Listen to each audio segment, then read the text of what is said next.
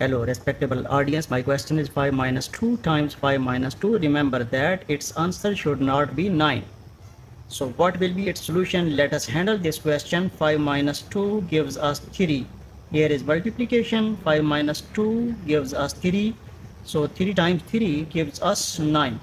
But here I have mentioned that 9 should not be our answer.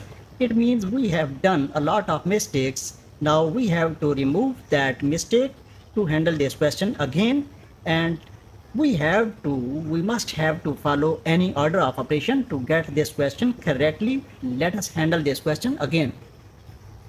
In this question, we have subtraction, multiplication, again subtraction. First of all, we have to handle this multiplication according to Pemdas. Pemdas is the order of operation: parenthesis, exponent, multiplication and division, addition and subtraction. So parenthesis absent, exponent is missing, multiplication is there. We have to handle this multiplication first, then this subtraction, and finally this subtraction. So 5 minus 2 times 5 gives us 10 minus 2.